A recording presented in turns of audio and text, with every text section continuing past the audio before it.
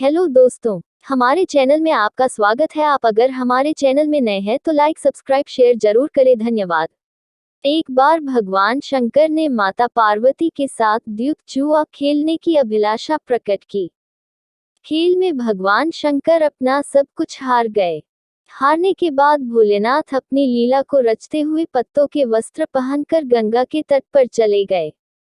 कार्तिकेय जी को जब सारी बात पता चली तो वह माता पार्वती से समस्त वस्तुएं वापस लेने आए। इस बार खेल में पार्वती जी हार गईं तथा कार्तिकेय शंकर जी का सारा सामान लेकर वापस चले गए। अब इधर पार्वती भी चिंतित हो गईं कि सारा सामान भी गया तथा पति भी दूर हो गए।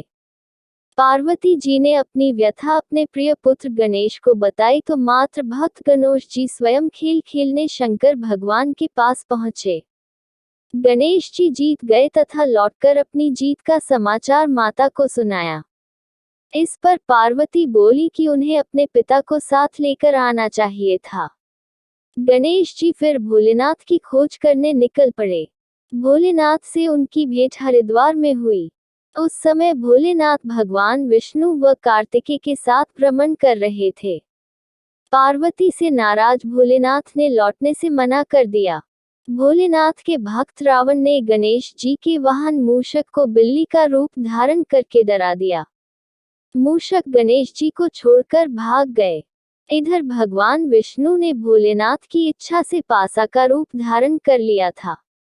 गणेश जी ने माता के उदास होने की बात भोलेनाथ को कह सुनाई। इस पर भोलेनाथ बोले कि हमने नया पासा बनवाया है, अगर तुम्हारी माता पुनः खेल खेलने को सहमत हो तो मैं वापस चल सकता हूँ। गणेश जी के आश्वासन पर भोलेनाथ वापस पार्वती के पास पहुंचे तथा खेल खेलने को कहा। इस पर पार्वती हंस पड़ी व बोली, अभी पास क्या चीज है जिससे खेल खेला जाए। यह सुनकर भोलेनाथ चुप हो गए। इस पर नारद जी ने अपनी वीणा आदि सामग्री उन्हें दी। इस खेल में भोलेनाथ हर बार जीतने लगे।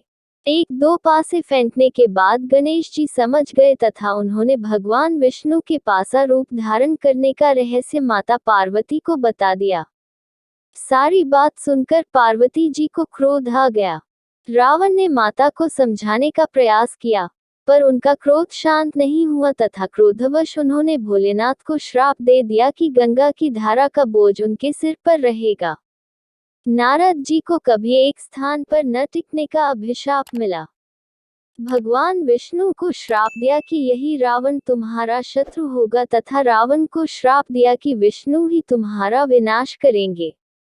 कार्तिकेय को भी माता पार्वती ने हमेशा बाल रूप में रहने का श्राप दे दिया।